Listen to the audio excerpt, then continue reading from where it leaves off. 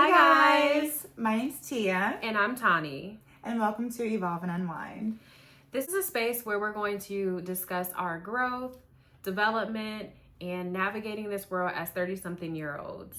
Today we're celebrating Tia's 180th day alcohol-free. Congratulations. Thank you. And Tia, I just want to hear more about your journey. How's it going? How do you feel? Honestly, it's been the best 180 days like ever. My life has definitely done a whole 180 Amen. to say the least. Amen. But yeah, I'm super excited to talk about the lessons I've learned and what I've been doing for the past 6 months over some mocktails. Yes. So here we have a lot of different varieties of alcohol-free alternatives that we're going to be tasting and testing and rating and just trying out with you guys. Yeah. Over some girl talk, and we'll just go back and forth and talk about, I guess, our experience with alcohol, our journeys these past few months, alcohol-free, and kind of just go from there. Yeah. Yeah. Okay. Let's do it. All right. So cheers, first and foremost. Cheers to you, lovely. Congratulations. Oh, that's different. Before, I guess we should be saying what we're drinking. Yeah. Okay. So first up, we're going to be trying some various mocktails that are all alcohol-free, some with some tonic twists to them. What did you say which ones? So this one, what we're drinking now that's currently in our cup, is the Breeze. This is a alcohol-free seltzer, I would want to say. It's kind of sparkling, but it does contain 5 milligrams of THC, 10 milligrams of CBD, and lion's mane. So it is infused with CBD, THC, and mushrooms. So my first thought on this, it is fizzy. It is fizzy. It's definitely fizzy. It's not bad. It's not bad at all. But let's try again.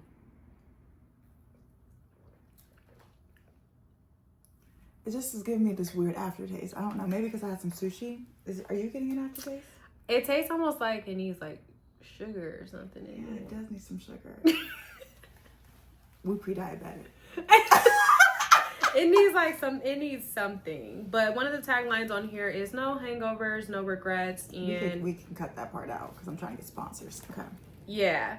No hangovers, no regrets, and it's microdose cannabis and mushrooms in a can, and it's stating that you may feel happier, more social, calm, and clear, brighter colors, tastier snacks. Brighter colors? Yes, louder laughter snacks are often reported.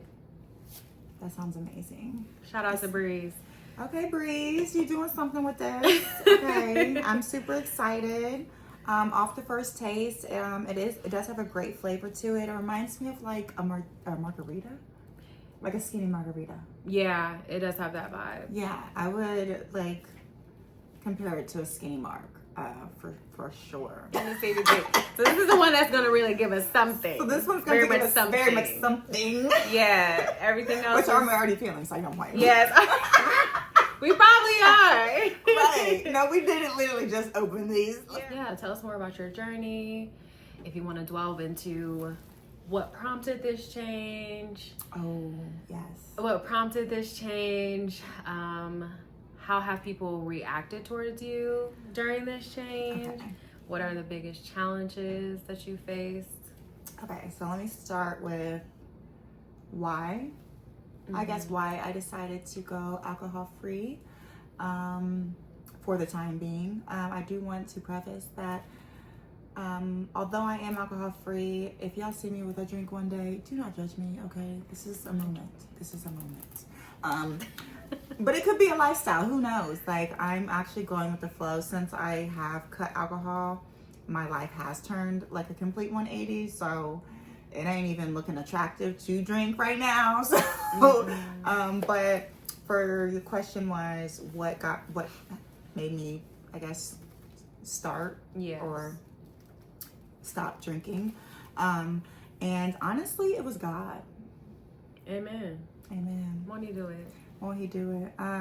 So I was talking with you about it like a few months prior, I think around your birthday. Yeah. About how I just felt like something was calling me to stop drinking or to just slow down, and it was in anticipation of my 33rd birthday. And I remember we had this conversation. I was like, I think I'm going to give up alcohol for my birthday, but I want to give up like 3 things. Yeah, you were saying the 3 things, yeah. I was like, I really wanted to give up 3 things for my 33rd birthday year. And I was like, I kind of attributed to, it's my Jesus year, and Jesus sacrificed himself for our sins. Amen. Amen. And and so I felt like I need to sacrifice 3 things of my flesh for my 33rd birthday year. So for a year, I wanted to sacrifice the 3 things in honor of my Jesus year. And so the 3 things that I chose were, one was alcohol. And I'm not even gonna get into the other 2 right now. That's another episode. Yeah. But the other 2 were, things of the flesh. And so I will have to say, since I gave those things up, God has been blessing me day after day, and it's like honestly surreal. Like, I love hearing that. I love hearing that. Like, I feel like I have to pinch myself to be like, oh my gosh, I'm living in my dream right now. So yes, that's amazing. That is amazing.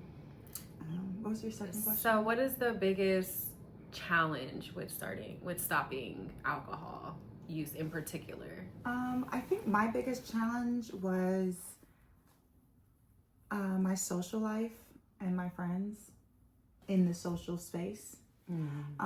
Because I feel like when I stepped away from drinking, I had to also step away from being outside. And if anybody knows me, I'm a socialite and I love being outside. We was outside. We were outside. We was outside. Okay. Outside. And we just loved having a good time. And a lot of that kind of circled around being in environments that were heavily alcohol influenced and induced. So, really just stepping away from that and kind of, I don't know, detaching from friendships, some that I felt were necessary, and then some that I were unexpected, and that really kind of like shocked me. Like, I don't know, I think some people took my stepping away from alcohol as a personal attack in some way, which was kind of weird. I didn't expect that at all. Yeah, definitely. And then you find out that half of the connection that you had with a bunch of people was just circle around alcohol in the first place. And it's like, I don't speak to you or see you if I'm not outside drinking. Yeah, like we have no social life. Like we don't have any connection. You don't know my son. I don't know your daughter. Like, you know what I mean? Like, why are we talking? Why are we friends? Why are we giving each other hugs every day? Every time we see each other. And she had something about the hugs. I have a theory about outside and the hugs, and we'll circle back to that one of these days. But it's the hugs. Stop hugging people. You don't know what spirit they got on them, okay? Yeah. But it was definitely, that was huge for me. And then I noticed, I guess, one of the things I've noticed when I do tell people, and why I at first I was really nervous to tell people I wasn't drinking because I just kind of disappeared. But the reason why I was nervous is because I didn't. The people who I did tell, like, I felt like that it was almost like an immediate attack, because like this would be the immediate response, right? Let's say we're out at a social thing and I order a mocktail, or I say I'm not drinking. It would be like the immediate response would be like, hey, why aren't you drinking? Did something happen? Or, oh, I only drink a little bit. Like defending themselves. Yeah. Like as if I'm like judging them because I'm not having a drink, or, oh, this is my first one, or, oh, I only drink socially. And I'm just like, I'm not attacking you. Like, I just said I wanted a mocktail. It makes people feel super self-conscious, and it's like, I didn't say and anything. people like, anyway, we are not going to talk about all that, but like I feel like people felt uncomfortable drinking around me when they would be around me, And I actually was in a situation where I experienced somebody like sneaking drinking like in my space. I'm like, you don't have to sneak. You can drink. Like, I am not an alcoholic. I didn't have to shake. Like, when I stopped drinking, I literally just stopped. Like, I didn't like, it was on my birthday and I just haven't had a drink since. Like, I didn't have the shakes. I didn't have nightmares. Like, I wasn't. And that's another thing. I feel like people think that when you stop drinking, something has to be wrong with you. And I think that's just super like, why can't I just not want to drink poison for a little while and focus on my health and wellness? I feel like alcohol is just so normalized and such a big part of our lives, especially the millennial life in the Midwest, Ohio especially, that it's almost as if like, why don't you want to indulge in everything that we're indulging in? And it's become so normalized that people don't realize that they may be struggling, or that they do have an issue, or their relationship just isn't healthy, or that people really have lost touch of how to have fun and enjoy themselves and be in themselves and feel their feelings without the help of alcohol. Alcohol is a great escape, and it's so accepted everywhere. You can escape whenever you want to. There's always going to be somebody who will want to go out and drink with you. Always. And forget everything. And if you go by yourself, you could always meet somebody at the bar. Exactly. Not encouraging that, but I did that sometimes. The bar is never empty. Never, especially downtown. See, it's like I'll be out There's here always downtown. somebody there trying to buy you a drink. Always. Yeah, it's always somebody there trying to buy a drink, or it's just so. Every time you sit down at a seat at a restaurant, there's a wine glass right there ready for you. Like, even if you're going to indulge in wine or not, or if you're not gonna, it's just such a part of our society and such a part of our life that people can't fathom. It's specifically millennial culture, honestly. And I feel like we're traumatized. When I think about like growing up in like high school, college, and I think about the popular things that were on TV at the time, you know, the Jersey Shores, the College Hills. Oh yeah, Jersey Shore. The movies, Project X. Everybody wanted to have a Project X party. Everybody. Once Project X came out, we was determined to get fucked up. And we went to Ohio State. We like, we're Buckeyes. Like, flip cars and burn mattresses on the yard, like, type of vibe. Yeah, so it was crazy. It was a crazy time. College was fun but crazy wild at the same time. Like, going to Ohio State is not for the weak. College. Okay. I love college. The fact that any of us graduated is beyond me. I but know. I had a great time. On the dean's list. But dang, I totally spaced.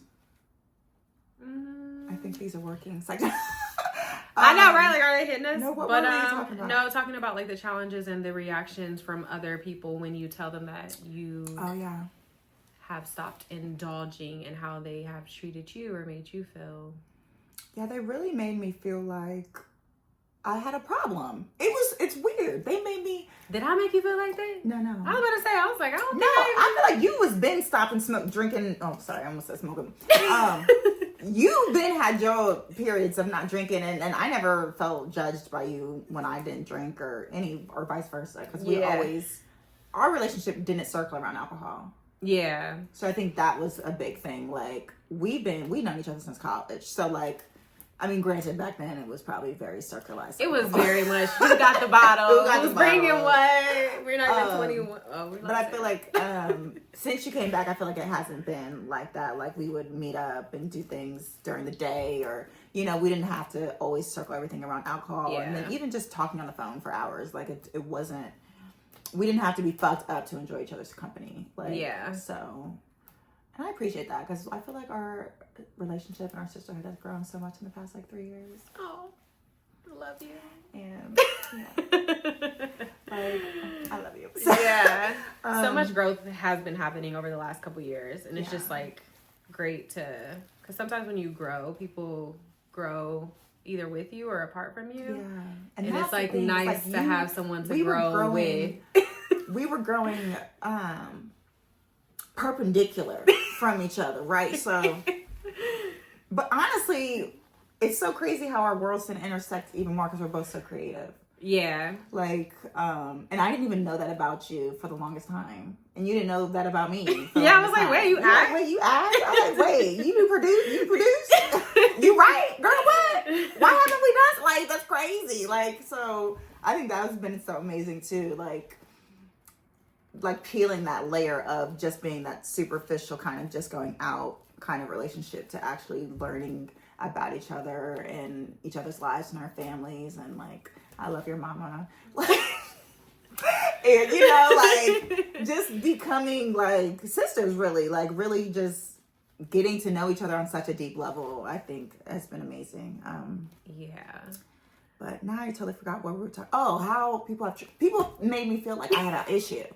And especially when they would say, oh, I only drink socially, because it almost insinuates that I wasn't drinking socially. First of all, I'm very much a social drinker to what I thought the definition of social drinking was. Everybody who, let me just say this. Everybody who we were out with, we were past social drinking. Even though we were social with our drinking every weekend. Yeah. At 30, 35, 40. Yeah, and for me, I was like, oh, well, I only drink every other weekend because, you know, during the schedule of my son. So for me, I was like, I don't have a problem, which I don't think I have a problem. I think I did have a better relationship. Because I realized, even though I wasn't drinking every day, even though like I didn't keep alcohol in the house, like the only time I would have alcohol is if like I knew we was about to kick it that night, you know what I mean?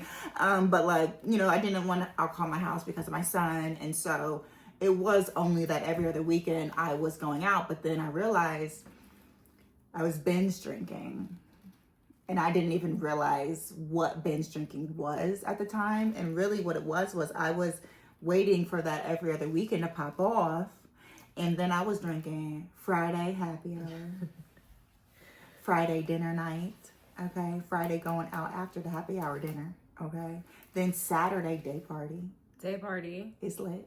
And I mean, sometimes I would go home after the day party, but most times, 9 times out of 10, I was going to the night party as well. Yeah, night party. Then Sunday fun day. And then Sunday fun day. Then brunch. You still got to start with brunch with your girls. Brunch. And we got to talk about what happened the last 2 days. We got to talk about what happened Friday and Saturday with old dude. Like, oh my God, can you believe this nigga? And then, oh shit, I shouldn't have said nigga. I said it again. We trying to get a brand. They have to do. I mean, we can just edit some things. We can edit some stuff out, and make some clips of just that. You know what I mean? But yeah, so then Sunday brunch, Sunday day party, and then we was home Sunday by 6, 7. So to me, I felt like that was cool. You know, I wasn't drinking until Friday night, and I stopped drinking by Sunday afternoon, and I didn't think that was an issue, but doing that every other weekend for like the past 12 years, 13 years? Sugar has to be like longer than that, cause like, well, the every other weekend. Now before Noah was born. Yeah. That was a Monday, Tuesday, Wednesday, Thursday, Friday. It's like, yeah. No, it was like, there was always something popping downtown. Ugly Tuna was Tuesdays. Whiskey Dicks was on Wednesdays. Yeah. What was Thursday? I'm not even about to go into that. But after I had my son, I was trying to be very strict on not drinking when I had him. I did not believe in babysitters and stuff like that. Like, now that he's older, now he can watch himself now. But but yeah, I was never a babysitter. Like, every now and then I would have babysitters, but then I would get it thrown in my face. So I was just like, okay. I'll keep my son. I'll call out when I don't have him. Yeah. But yeah, so then I had looked up the definition of a social drinker. Because I wanted to know. I was like, dang, like, why are they saying that a social drinker is almost to insinuate that I was not, even though I thought I was. A social drinker is someone who drinks socially, but limits the drinks to 1 to 2 drinks. Yeah, I was gonna say that's like 1 or 2 drinks, like happy hour after you leave the office. Yeah, you're like with your boss. 1 drink, 2 drink, and you home, you out of there, or you're just not drinking anymore, and that's all you had was that 1 to 2 drinks. Now that we had said that, Do you consider yourself a social drinker? I know I wasn't. Was you? We would walk into Novak's and there would be 3 shots ready for us before we even got there. And honestly, I blame the guys. You guys. So social drink, like nobody was social drinking. Nobody was social drinking. Nobody's a social drinker when your tab at the bar is $700. If you're pre-gaming, I don't really pay for drinks. No, I'm saying, but the guys' tabs were like $700. The guys were paying. Yeah, that was not. I mean, a shout out to you, man, for throwing all your money away for us. We appreciate you. I'll delete that. But no, yeah. So I don't know very many social drinkers that would limit themselves to 1 to 2 drinks.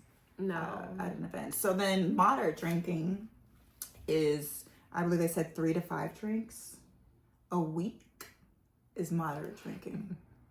That's like 2 hours. That's a pregame. That's before you leave the house, right? Well, no, probably like 2-3 shots before you leave the house. But then once you get to the spot, you probably drinking a shot right when you get in. Yeah, definitely. There's definitely a couple prepared for you. Mm-hmm. You got to think about the drinking games, just whatever. Drinks are flowing everywhere. If there's a section, you have more than 5 drinks. Yeah. Alcohol is just such 30 people in alcohol is just such a big thing for us, and we just don't realize it. Yeah. People don't understand that even having a hangover means that you had alcohol poisoning the day before. So that means you had alcohol overdose leads to a hangover. And so we just normalized it, and I feel like at a certain point, it gets to a certain point of destruction. You're just like, I don't want to do this to my body. Like, we're getting old. Like, the bounce back time was coming out to, like, you weren't feeling better until like Friday morning, and then it was time to go back out again. Well, they say every day you drink, or it takes 2 days to get it out of your system. 2 to 3 days to get it out of your system. Oh, wow. So if you drink Friday and your body doesn't burn fat. Yeah. It doesn't burn fat. Until it gets rid of the alcohol. Until it gets rid of the alcohol. So if you drink Friday night, all that stuff you eat in when you're going out to eat and all that, it's not burning any fat that whole Friday, the night while you're drinking, and then 2 days after that. So then Saturday, Sunday. Well, if you drink Saturday, well then your alcohol is still not burning no fat. So then, even if you work out Saturday morning, because I used to be an avid workout Saturday morning, with or without a hangover, I was in that gym, okay? But I was wondering why. I was wondering why I was holding on to weight for so long. Like, I was in the gym heavy since like 2018, but y'all, the real ones know I was thickums, okay, for a long time, and it was just like, dang, Tia, you working out so much, what's going on? Like, why ain't the weight coming on? I'm just saying. I stopped drinking for 6 months, and I'm about to stop saying I'm not even gonna get there. But really, that's really the reason why I think it was so easy for me to keep going, was because of the transformation of my actual body. Yeah. Like, my skin cleared up. Yeah. Hair started growing. My hair, that becomes the new addiction. My hair was ungrowable. I did. I thought, like, dang, I'm always gonna have short, crusty hair, and I'm always gonna need to have wigs. Like, granted, I did, because my hair was always so fine and thin, and it looked like it just looked crazy all the time. And I'm telling you, my hair has gotten so strong, it's thick, and I was like, I got thick hair. I used to think I had thin hair. I used to truly think I had thin hair or fine hair. My hair thick as hell. Didn't even know. It's probably just from the cortisol and the stress of alcohol in your body. It just wasn't producing right. And then also energy too. When you're around people that aren't good for you, your hair does not grow. It will fall out. Oh, yeah. There was a lot of bad energy out there. And bad spirits, to say the least. But, yeah, that was... Fuck, I lost my train of thought again. Whatever this is doing, it's doing. It's doing it. I feel great. It's doing it well. Yeah, I definitely feel like really... What did I just say? So I guess we can say one of the take backs from this, it tastes good. I mean, it definitely doesn't feel like you're drinking juice. And I think that's a big thing that I point out when it comes to like mocktails or alternatives. It's like, okay, if I'm just gonna have juice, then just pour me some cranberry. I don't want like what I'm not gonna get the calorie. Like if I'm gonna drink juice, then I'm just gonna drink juice. But this actually does taste like you can socially sip this. This isn't something that you can down like juice. Yeah. It's something you actually have to sip. Like I literally have to like take a sip or two and then put it down. Like you can't continuously sip it. It gives me like it is a margarita vibe. Like it gives me how you would kind of drink a martini. Like you're not chased. I hope not. If you are, you might want to. But you know what I mean? We have resources for you. We have resources. We have alternatives that you might like. Yeah. But yeah, for sure. I this is growing on me. It definitely is growing on me. And I feel good. Like, I don't know if, like, do you see us? Smiling from ear to ear. I'm giggly. Like, yeah. But no, I really dig this because I think, what was it? We had that non-alcoholic wine like 2 weeks ago. And that was my first time like trying when you are at a party, when you are at a soiree, you still want something in your cup, you still want something to sip. And this is definitely a sippable situation. And with all the infused ingredients with it, I feel like it definitely keeps you calm. Like one of the biggest things that I notice whenever I cut out alcohol is the anxiety of being around people. You just feel so self-aware, and it's just sometimes it becomes overwhelming. So yeah, this definitely cuts down on the anxiety. And I feel like my anxiety has decreased tremendously since I stopped. I feel like there's like the shadow period when you stop and you feel like your anxiety is more up, or you feel a little bit more awkward out, and then your confidence like starts skyrocketing. Okay. So yeah, I will say in the beginning, your confidence like goes way rocky. up. Like, I felt very anxious, and which is why I just avoided everything. Yeah, and you feel out of place. Like, well, am I really like strong in this, or am I just avoiding my triggers? So then I had to sometimes you gotta avoid the triggers until you get a little bit of strength. Yes, I do agree. I do. So I feel like if you do know what your triggers are, definitely do not tempt it. Do not tempt yourself. Yeah. So that's what I had to do. I had to completely remove myself because I didn't want to. Yeah, I didn't want my triggers to be flared up. And it's easier when you're in the beginning. Like I say, like at least like the first 3 months of not drinking alcohol, you definitely need to avoid all the places that involve alcohol, and that's the culture shock of it. Because I feel like if you're only 2 weeks sober and you go out and people are edging you on with drinks, it's way easier to give in. Your will just isn't that strong. It's just still such a you haven't broken the habit yet, and then you haven't even experienced what it feels like to be sober. Yeah, you really haven't. I really think because if you're a weekend drinker in 2 weeks, I think it takes 60 to 90 days. Because if you're a weekend drinker, especially like an every other weekend drinker, like I wasn't drinking for that's nothing to not drink for 2 weeks. You know what I mean? Even I did dryuary a lot. Like, I never had issues with dryuary. Like I think it really was after the 60 to 90 day threshold. Once that 90 day, it felt like almost like a mask was released off of my eyes. Like it was like I was wearing foggy glasses. Yeah. And then the glasses, like 2020. Like it was, that's how I felt. So I feel like if anyone is teetering back and forth or wants to just cut alcohol for just a moment, I would definitely recommend at least 3 months so you could actually feel, get that 90 days, that actual internal, like the mental and like all of that, the skin, all those benefits, the discipline, the things to hold on to, and then to learn discipline. And that's really a huge thing, and that's something I'm super big on, is discipline. Like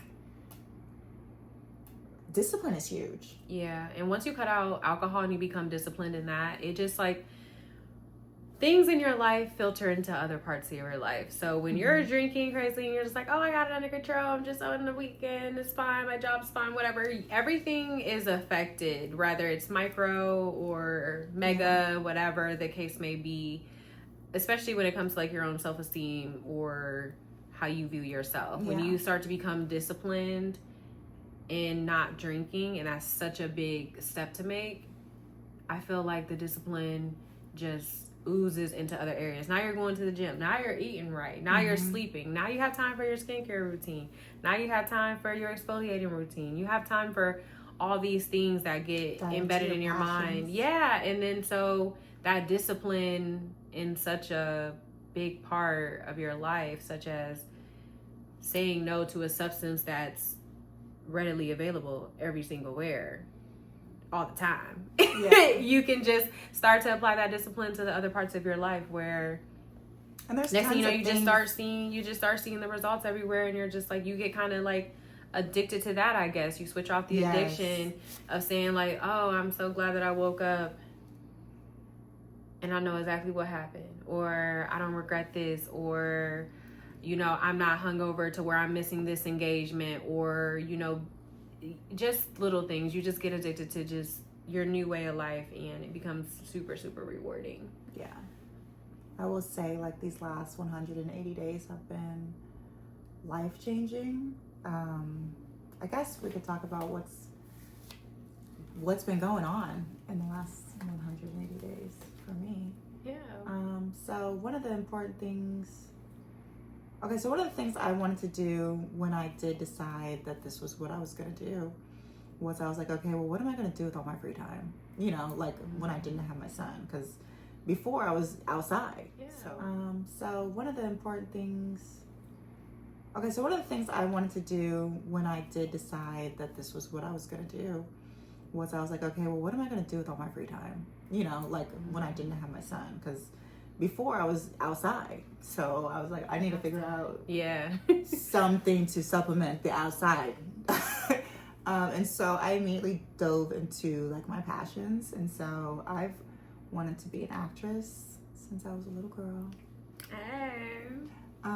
And I did dabble in acting. I remember when I was little, looking through the classified ads or the Sunday ad paper and circling all of the casting calls and going to my dad and my mom like, can you take me to this casting call? Disney's about to, Nickelodeon is doing, and granted, some of them were probably scams because looking back, Disney was not casting in Columbus, Ohio. Maybe, but they always had those little. You remember that place in Easton? Yes, I used to ask my parents like, "Can I please? I need to be a childhood star." They were taking everybody's money. I don't know anybody who made it. I heard that they were taking money, and I heard later like you shouldn't be paying people. You shouldn't be paying your agents. But we didn't know. Okay, don't be giving money up front to no agent. They had that big little corner office in Easton. They was getting everybody's money.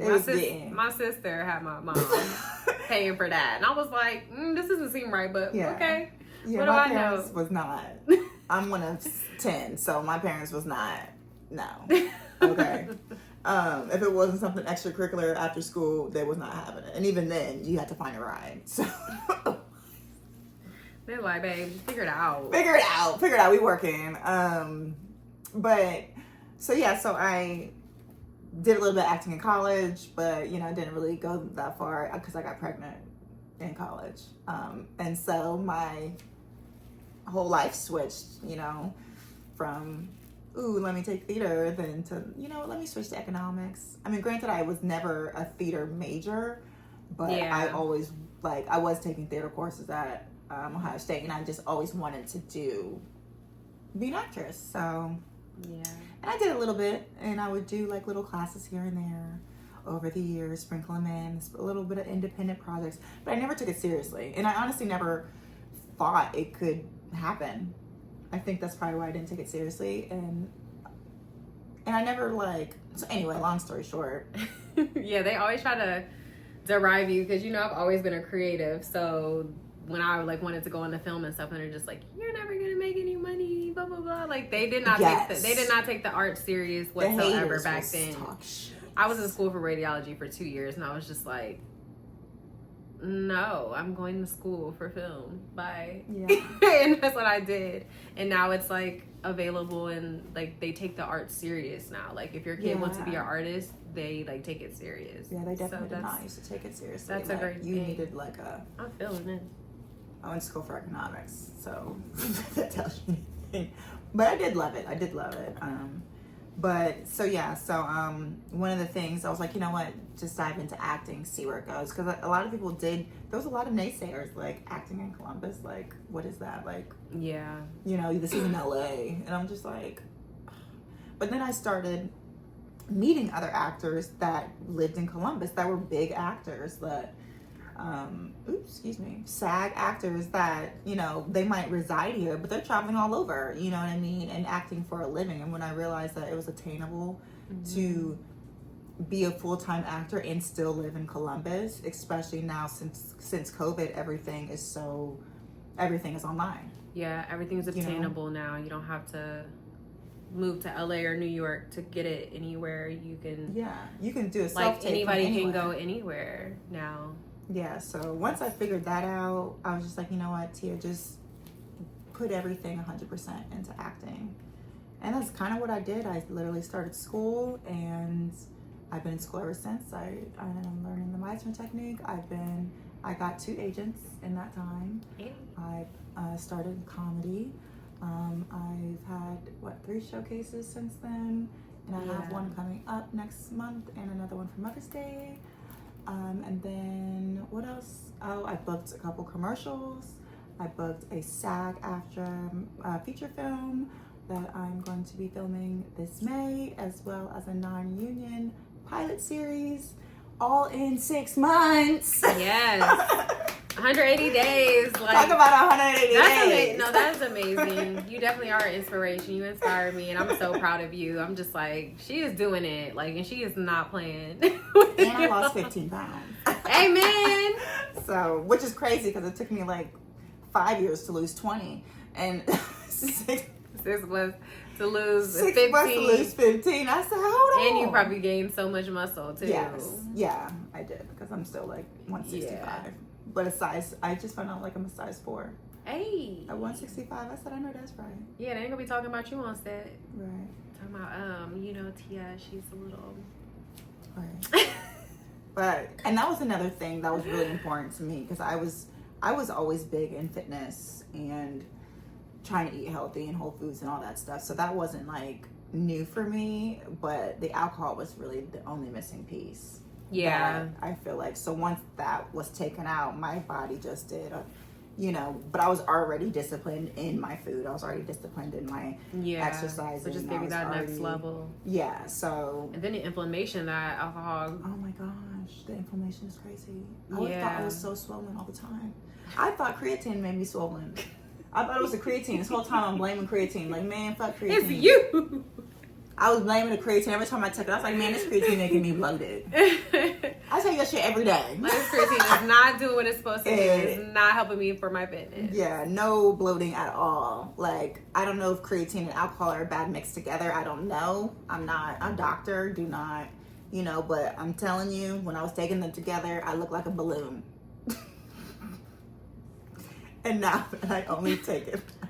You're like, now I only take one and we're fine. Yeah, creatine's great. So. Yeah, I love that. Well, we're gonna switch to our next initial. Cheers. Why we do that? Why do we have a shot glass? Oh, it happens that hard. And we're back with the breeze. I love the breeze down, guys. I really do. I really think it's a great product. It is. Bravo with the breeze. We are feeling the breeze. Okay. So yeah, I love it. Definitely. But so what would you rate this one real quick? Out of 10? I would definitely rate this like a 9.75 out of 10. I agree, 9.75. It's only missing a little. It just need a little sweetness. Yeah, a little sweetness, but I feel like you can make your own mocktail with this with no problem and spice it up a little bit for sure. It'll be so easy. It already has a great base. It's great by itself. But yeah, overall, it's a really great product, and it makes you feel how they said it would make you feel.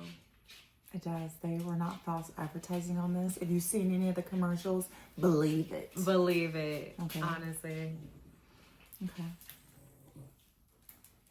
And excuse the dog. I can't get him to stop walking around. So you're gonna hear the pitter patter. And yes, I got his nails clipped. It is what it is. Okay, so Tani, do you believe that growth is ever truly finished?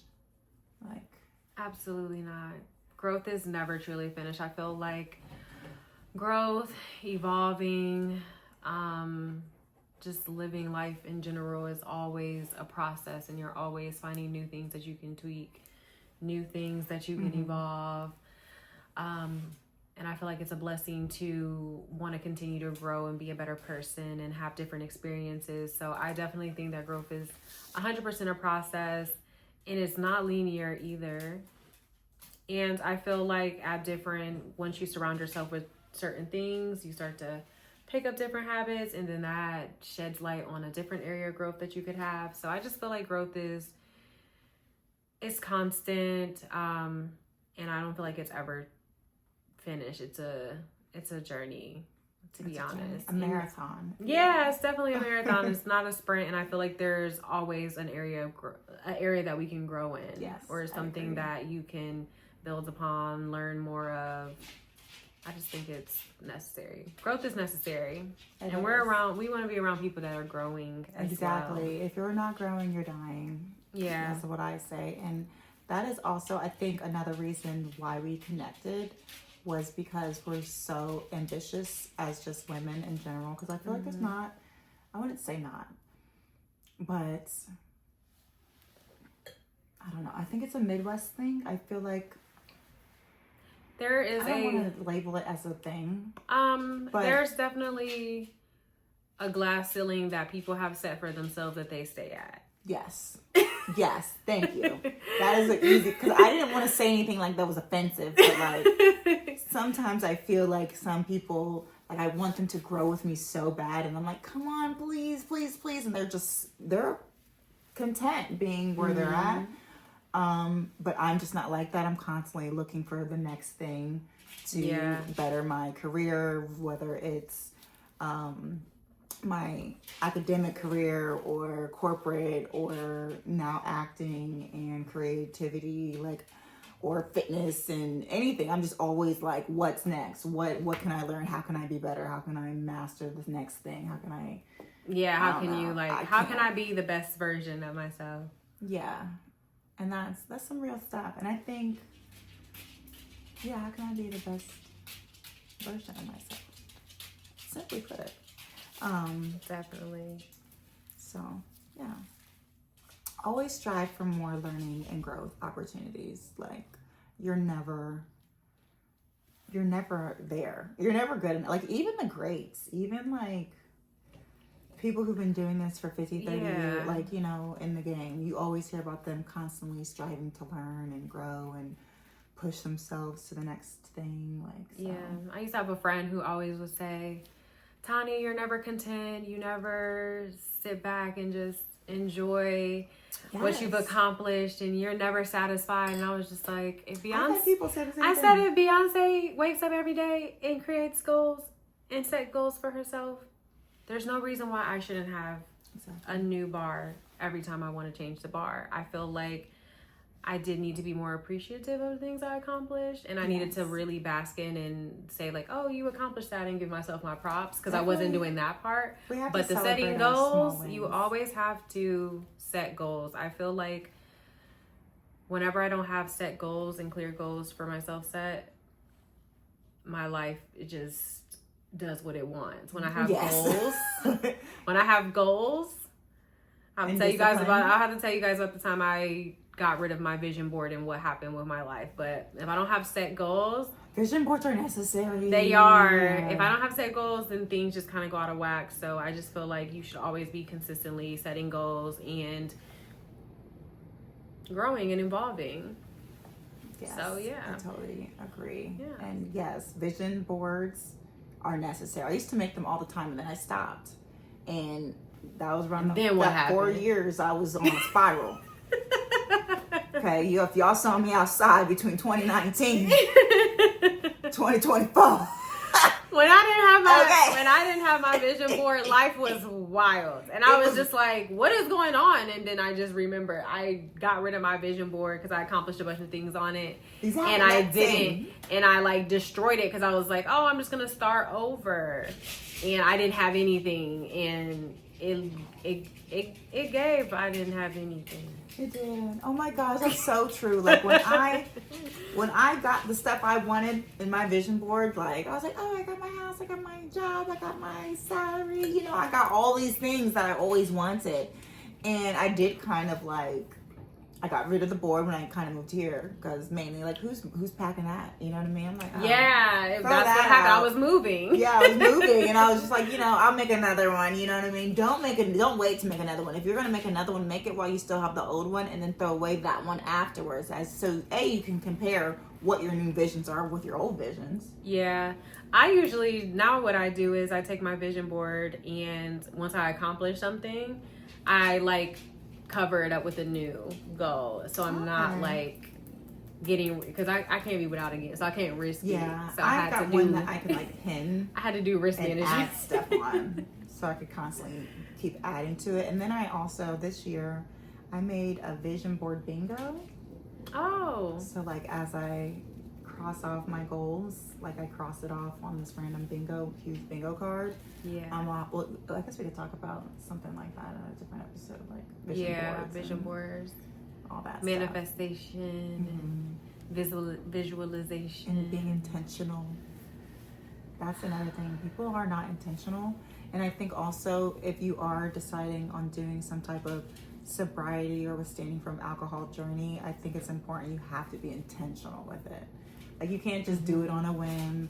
You can't just do it because, oh, it's dryuary and everybody else is doing it. Because if you have no intention behind it, there's more likely of a chance that you're not going to commit and follow through with it. You're just like, then the next time someone offers you a drink, you're like, why not? I haven't drank in 3 weeks. You know what I mean? Like you give excuses as if that's a reward, which really the reward should be the discipline, not the drink. It definitely because that's more of an accomplishment, not the more of the accomplishment is saying no and then being okay with that and enjoying the night anyway. I feel so good when I can enjoy a night with no alcohol, be social, go home on time, go to sleep, do my whole face, you know, do the routine, do the night routine, hair is wrapped, get into the bed, 10 o'clock, alarm on, and waking up at 5:30 in the morning to do it all over again in the gym. You know what I'm saying? And have the whole day,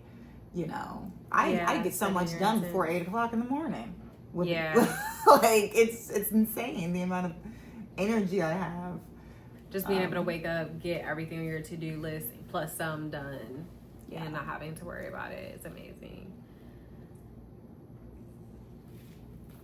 Okay, what was the last one? Oh, yeah. So Tia, what is one area in your life that you evolved the most? Somebody just asked me this question actually.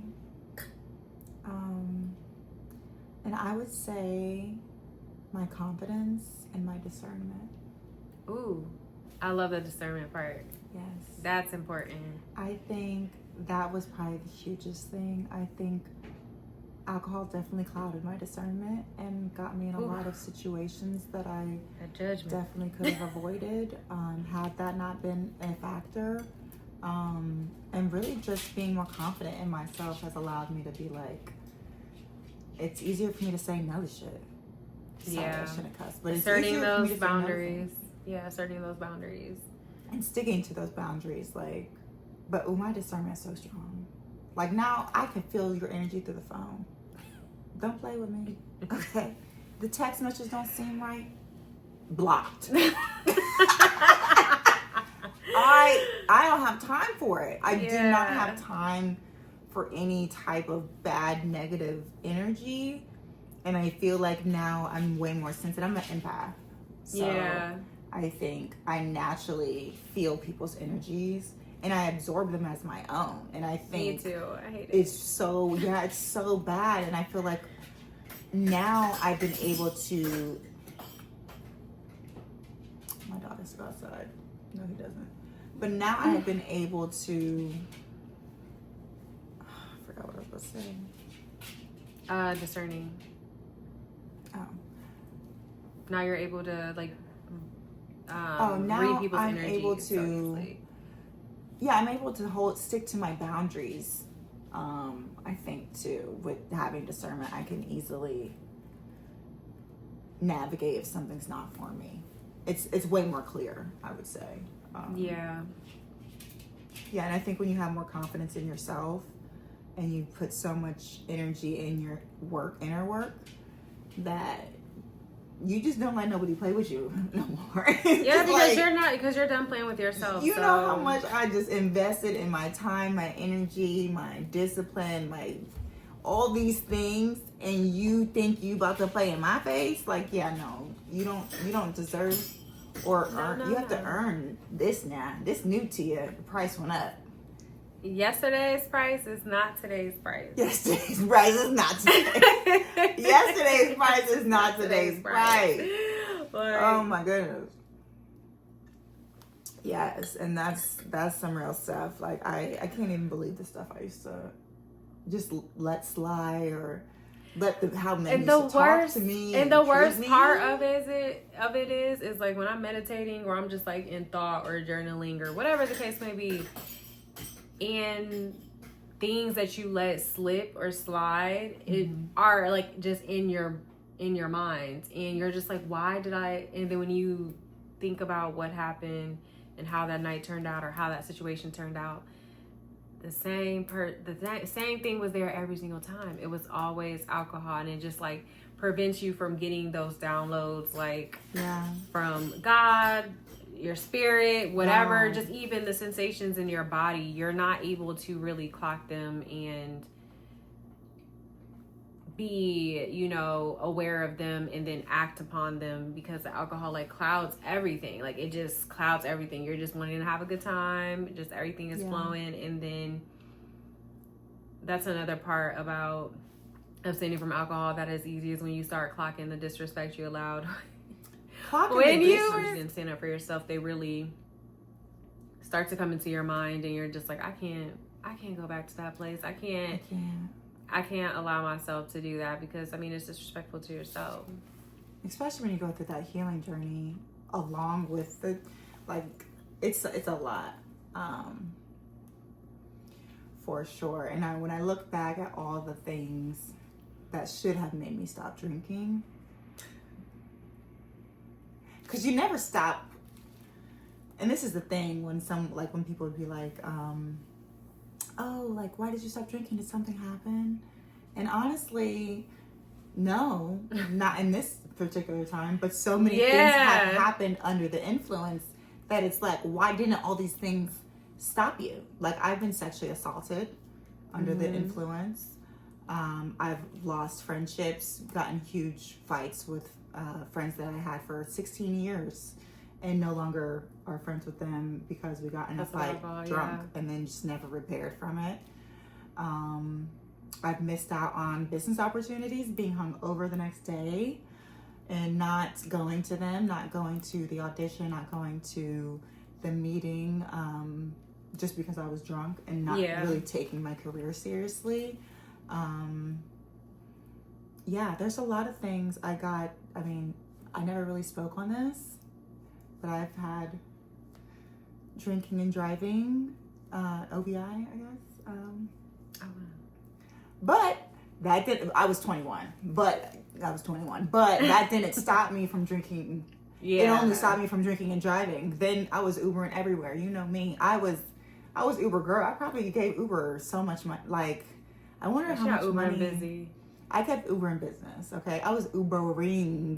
That was me in LA. And it was one drink. One drink, I was Ubering no matter what. And you couldn't get me to have one drink and drive. That was one thing I was very big on. I'm not drinking and driving after that, because it was traumatizing, and that's a whole nother story. Yeah.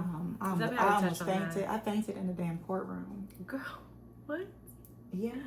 He said 3 days in jail, and I fell. You went to jail? No, I fell. I fainted. Oh. And my lawyer was like, Your Honor, she can't go to jail and mind you, I'm 21 years old. I'm a little old thing. I had blonde hair at the time, like a blonde wig, like down to here.